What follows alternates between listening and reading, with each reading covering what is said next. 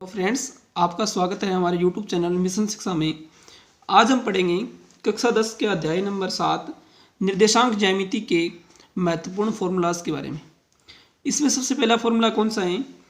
बिंदु P क्या है? x1 y1, बिंदु Q x2 y2 के बीच की दूरी, यानी दो बिंदुओं के बीच की दूरी का फॉर्मूला क्या होता है?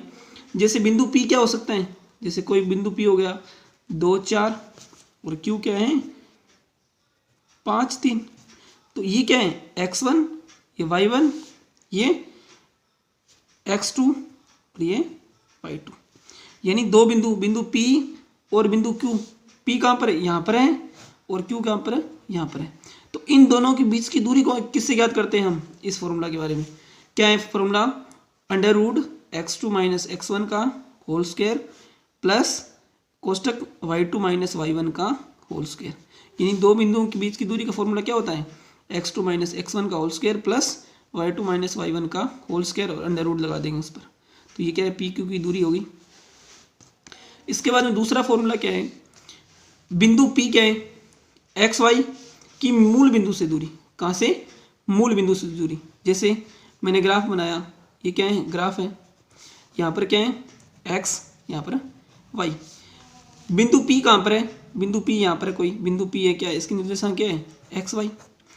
इस बिंदु P की इस मूल बिंदु से दूरी, इस मूल बिंदु से इस बिंदु P की दूरी कैसे निकालेंगे? ये बिंदु मूल बिंदु क्या होता है? O। तो OP दूरी, OP दूरी कैसे निकालते हैं? X square plus Y square से। तीसरा फॉर्मूला अंत विभाजन सूत्र। ये इससे क्वेश्चन बोर्ड एग्जाम में इससे क्वेश्चन पक्का मिलता है। एक क्वेश्चन 2 या 3 नंबर का। अंत विभाजन सूत्र क्या होता है? दो बिंदु हैं, बिंदु A, बिंदु B, उनके बीच में एक बिंदु क्या है? P है। यानी AB क्या है? एक रेखाखंड है।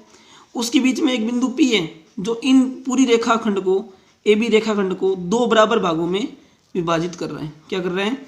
दो बराबर भागों में विभाजित कर रहा है। तो इसका फॉर्मूला क्या होता है? बिंदु P के निर्देशांक क्या है? बिंदु P के निर्देशांक क्या है?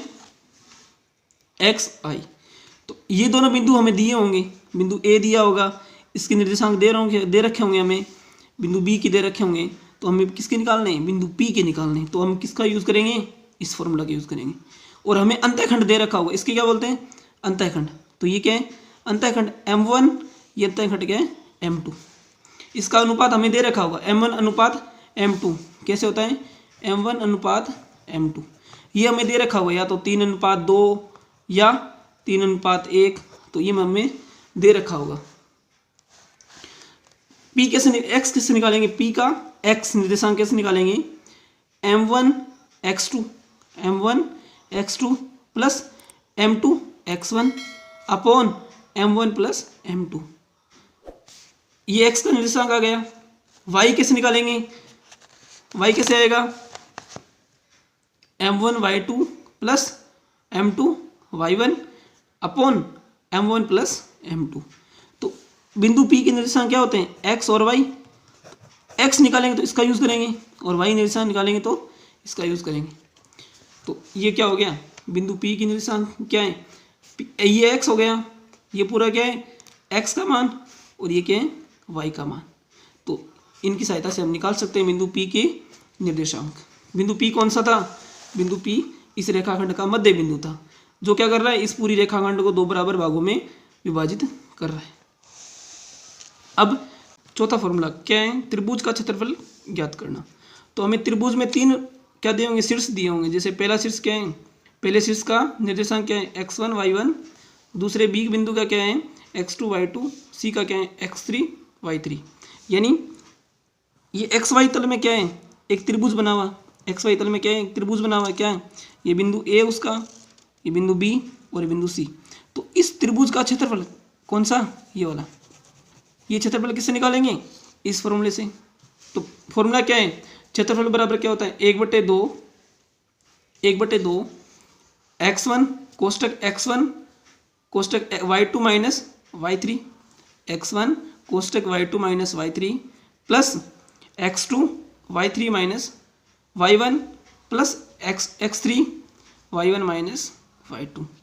तो इसको हम याद कैसे करेंगे ट्रिक में याद कैसे करेंगे 23 31 12 यानी सबसे पहले क्या आया y2 माइनस y3 यानी कितना आया 23 यानी 23।